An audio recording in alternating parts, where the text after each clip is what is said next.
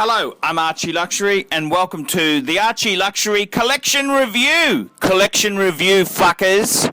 And my good friend Descartes has sent in a photograph, his collection in one photo, and he's asked me to review it. And he's also very kindly sent me a donation, which... Hey, Descartes, you're such a good friend, I wouldn't have actually charged you, but hey, since you've sent it, that's great. Let's have a look at this collection here. And I've got to tell you, fuckers, I've got to tell you, I've seen this collection grow. And let's start off with the real fuck-off piece. The Patek Philippe World Time in Platinum. That's reference 5110P. And all I can say is absolutely first class. That watch itself there, that's actually a holy grail for myself. Many years ago, I was working for a watch dealer in Bangkok. And I remember in the early noughties, that's when the World Time was re-released. The World Time came out. When would it come out? It came out years before, but they re-released it.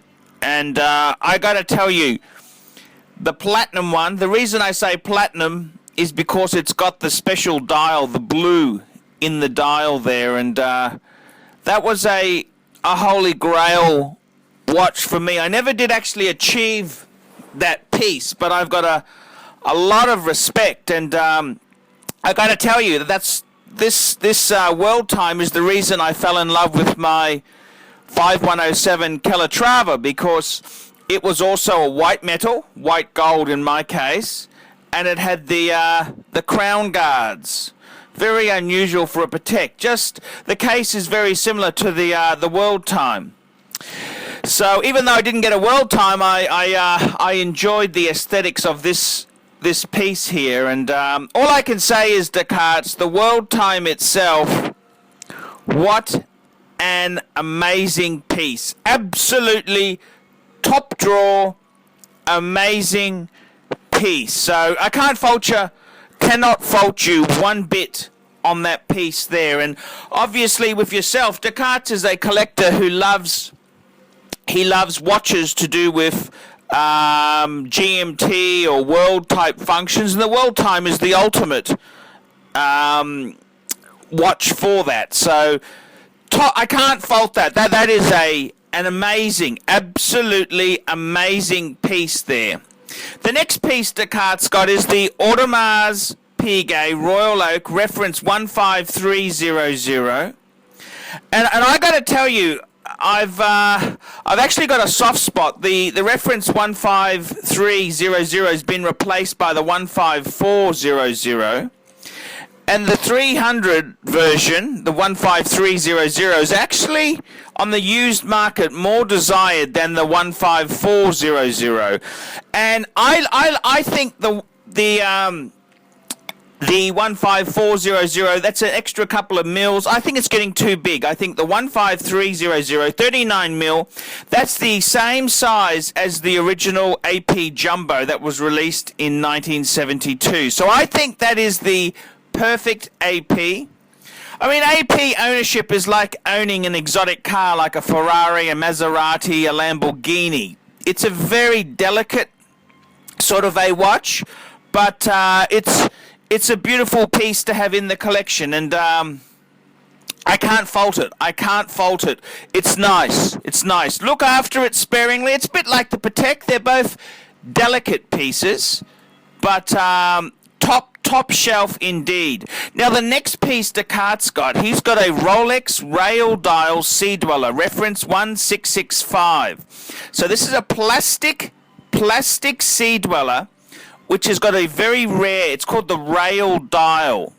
And I'm actually going to make a video about Descartes' Rail Dial in the future. But it's one of the highly collectible Rolexes, and I think it's a fantastic piece there. Descartes is a value shopper.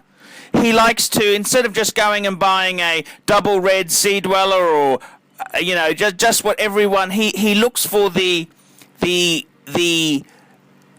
slightly unusual. So I've got to give him points for that. That is a absolutely classic piece. And the tie-in, of course, the dial for the rail dial Sea Dweller is actually made by Stearns. That's right, the owners of Patek Philippe, the Stern family. They originally were a dial maker, and this is a Stern dial in this piece. So, bit of a tie-in there, and I got to say, great vintage Rolex. So usable, but so beautiful.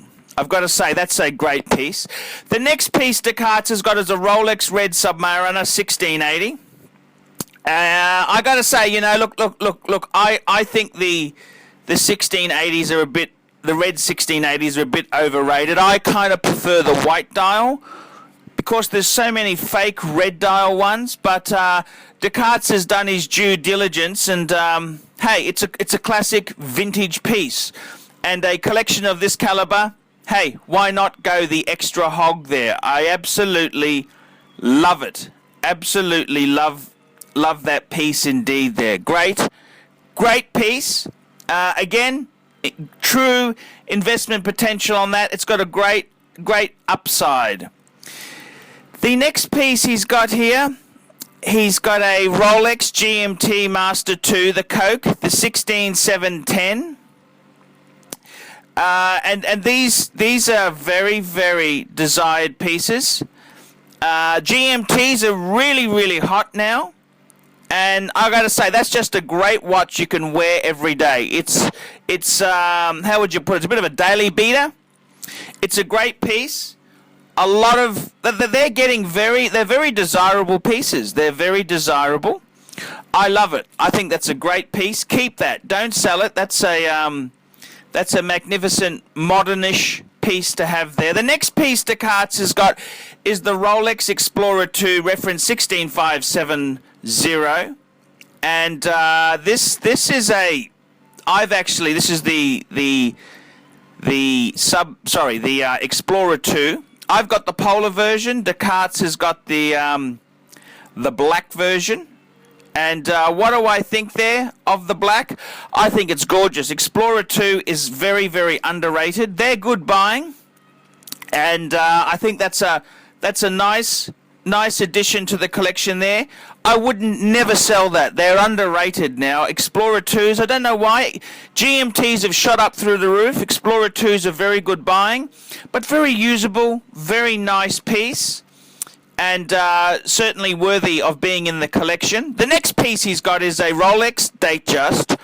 It's got the white gold bezel, and it's got the Diamond Jubilee dial, reference 16234.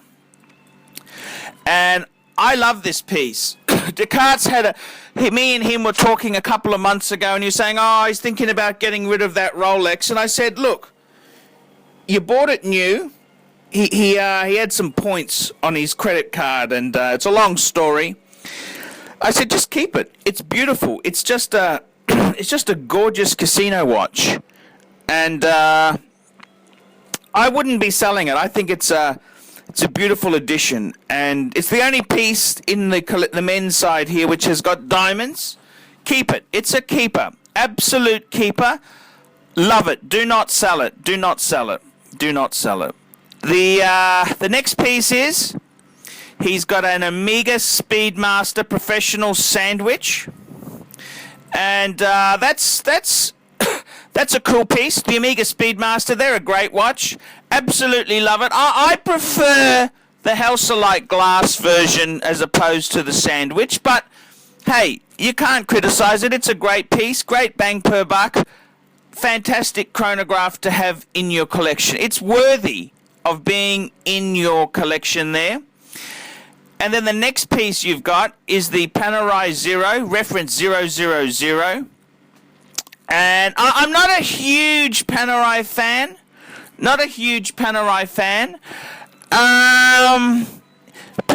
Descartes told me the story. He bought it on a holiday, and he got a good deal on it, and Yeah, I can accept it. I'm not a huge Panerai fan, but I think it's an unusual twist to his collection here. Now, what do I think of the collection? Look, this is a absolutely top drawer collection. This is serious money, and it's a well thought out collection. It's a lot of thoughts gone into it. And Descartes, it hasn't just been an easy step where he buys whatever he wants. No, Descartes had a travel time which he traded in to get the world time. So there's been a bit of horse trading there. And I got a lot of respect for the man who does a bit of horse trading, because that's the best way to grow your collection. Ooh, what do I see as long-term future? Look, I'd really like to see you... I'd like to see you add a 1675 plastic GMT. I'd like to see you add a 5513 no date plastic Submariner. I wouldn't mind you adding maybe a sapphire sub in the collection. I'm thinking maybe, geez, this is a hard one. I'm thinking maybe two-tone. Could you do? I don't know if Descartes could swing two-tone, because he's a white metal collector. Maybe just a, like a 16610. Pre-ceramic sub. That may fit in there nicely. I'd love to see, Descartes doesn't like the rectangular watches. I'd love to see a Reverso in here, like a Reverso Grand. I think this collection would really benefit from having a Reverso, a Jaeger-LeCoultre Reverso in it. But look, I love the collection. I think it's got a lot of balance. He's heavily a Rolex fan there. Whatever you do, don't buy more Panerai. I mean, one Panerai's okay, but don't. I wouldn't be adding heaps of Panerai. I don't mind the one piece, but I wouldn't be adding heaps there. It's a great collection. This is a dream collection, and look, I look at this collection here, and it's one of these collections you look at and go, wow, I wish it was mine.